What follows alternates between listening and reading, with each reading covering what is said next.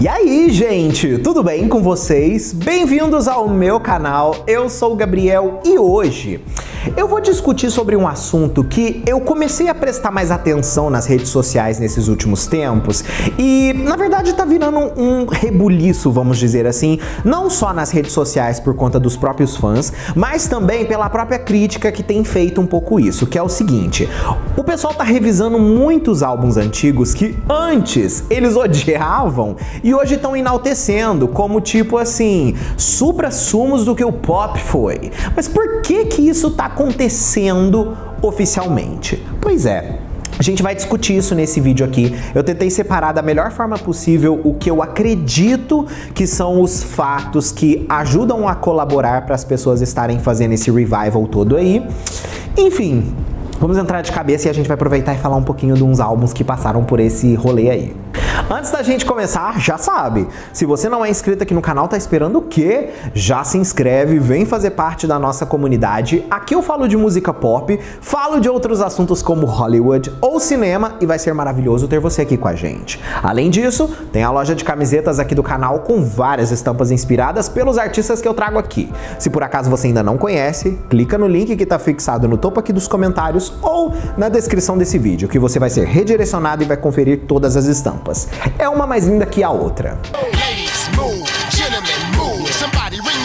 Uma das coisas que eu acredito muito que está colaborando para essa situação toda é a evolução do gosto das pessoas por conta da própria idade do público que está avançando.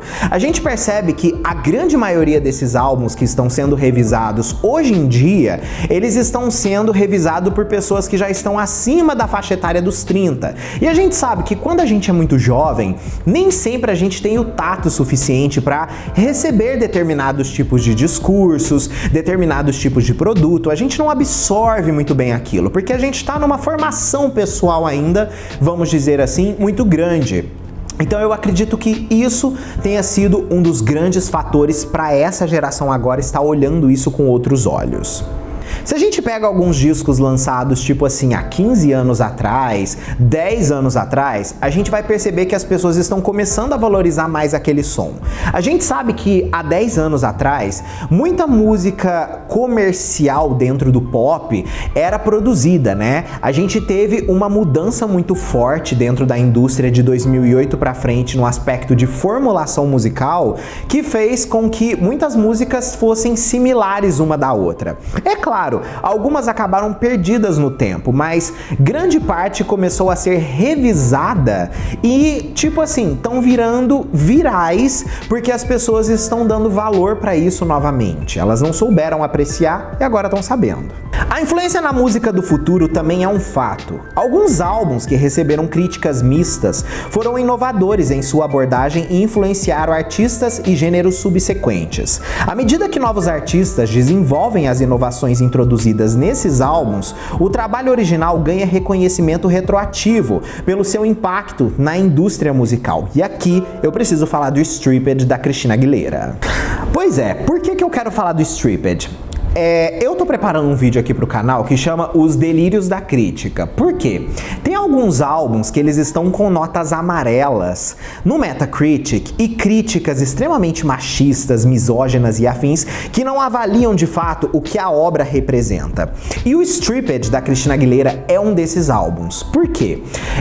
Quando você entra no Metacritic e você dá de cara com esse álbum não pegando nenhuma nota 60, né? Você fica de cara, porque ele realmente é um conteúdo musical de alto nível. Aquele disco ele não é medíocre em absolutamente nada que ele se propõe a fazer. Ele tem sim as suas nuances mais farofa, mas no geral aquele álbum tem um corpo e alma únicos, não só na carreira da Christina Aguilera, mas na indústria do que a gente chama de pop até hoje. Quantas pessoas que não vieram depois de Christina já referenciaram esse álbum, como o próprio Sam Smith, que já falou muito do Stripped, a própria Selena Gomez, que fez o revival baseado em muitas coisas do Stripped, a Demi Lovato, que já cansou de enaltecer esse álbum, Troye Sivan, entre outras pessoas que hoje bombam por aí, falam que esse disco teve um efeito muito importante na vida deles. E assim, Quando a gente pega também o aspecto do feminismo atrelado a esse disco, lá em 2002 sendo falado, né, como a música Can't Hold Us Down, ou até mesmo a própria música Fighter, que fala muito sobre o empoderamento,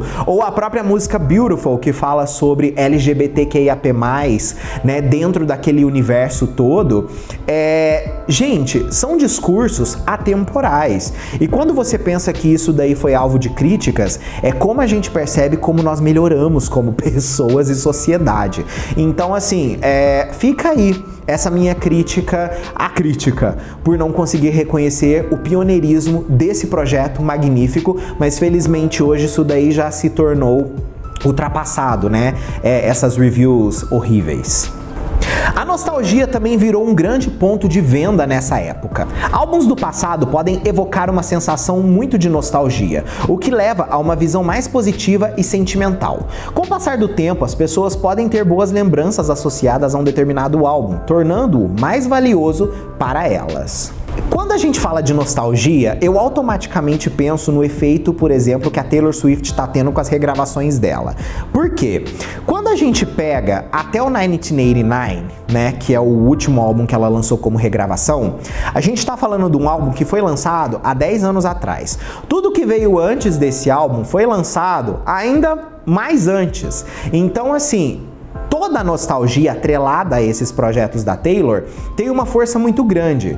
Então, por mais que exista uma questão legal envolvida nisso daí e de, vamos dizer assim, respeito com a própria artista no aspecto dela ter a oportunidade de ser dona das suas próprias músicas, também vem como que isso daí foi muito bem estruturado para vender a nostalgia para os fãs, e os fãs abraçaram isso daí com muito mais fervor do que eles abraçaram, por exemplo, na época que esses projetos foram lançados.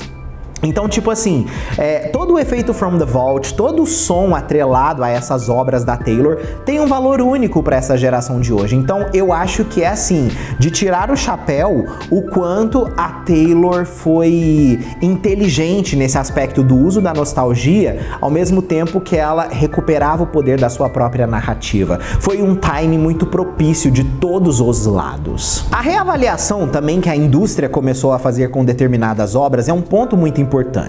Críticos musicais e estudiosos frequentemente revisitam e reavaliam álbuns anos ou décadas depois do seu lançamento. Essa reavaliação pode levar a uma avaliação mais favorável no final das contas, uma vez que os críticos consideram o significado histórico e cultural da obra um dos pontos mais relevantes no seu legado.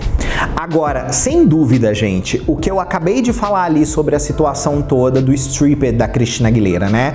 A evolução do contexto de sociedade, né? Com toda certeza é um outro fator que faz com que a gente reconheça determinadas obras que antes nós não tivemos o tato para conseguir reconhecer. É aquilo, algumas pessoas são muito à frente do seu tempo para poderem ser reconhecidas numa época que elas estão fazendo um determinado tipo de trabalho que acabam ficando embolhados. Mas quando a gente evolui no contexto de sociedade, política e afins, a gente começa a observar essas obras com um tato muito diferente e a gente começa a reavaliar tudo em relação a isso.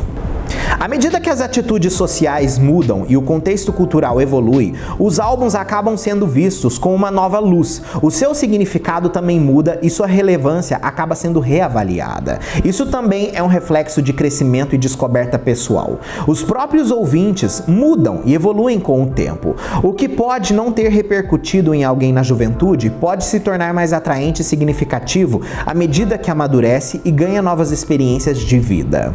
Eu penso muito nisso quando eu falo, por exemplo, da Sarah Brightman. Por quê? Eu tive uma inserção de Sarah Brightman na minha vida por conta da minha mãe. Então eu ouvia o que minha mãe escutava, mas eu não tinha o tato que eu tenho hoje para entender o porquê da minha mãe amar tanto aquilo. Então Hoje, quando eu tô numa idade que, vamos dizer assim, eu já consigo ter um determinado tato para entender aquilo, eu consigo entender mais desse sentimento da minha mãe naquela época quando ela ouvia essas músicas. E eu não falo somente da Sarah Brightman, eu falo da Sarah, eu falo da Enya, eu falo, por exemplo, de Celtic Woman, entre outras pessoas que eu tive a oportunidade de ouvir numa época que a minha mãe tava na fase mais bruxa possível da vida dela. E isso foi muito legal porque eu não imaginava o quanto essas músicas no futuro depois iam me conectar com um lado espiritual meu que nem eu mesmo reconheço, exatamente porque eu não sou uma pessoa que tem religião.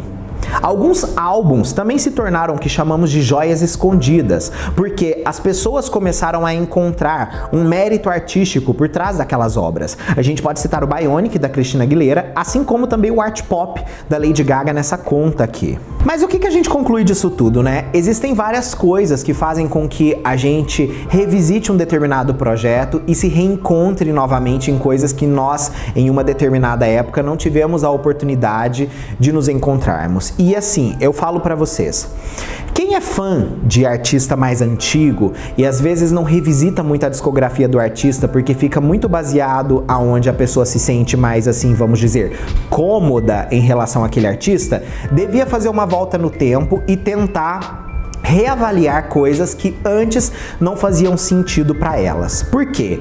A gente vai conseguir encontrar outras coisas dentro da carreira e discografia dos artistas que vão levar a gente para um outro lugar e vão fazer a gente ficar ainda mais fascinado por aquele artista. Então, fica esse exercício para você tentar fazer depois desse vídeo aqui. Aí você faz, volta aqui e me conta o que você sentiu revisitando álbuns que por muito tempo você ignorou. Eu quero saber. Fechado? Beijo, até o próximo vídeo ou live nossa aí.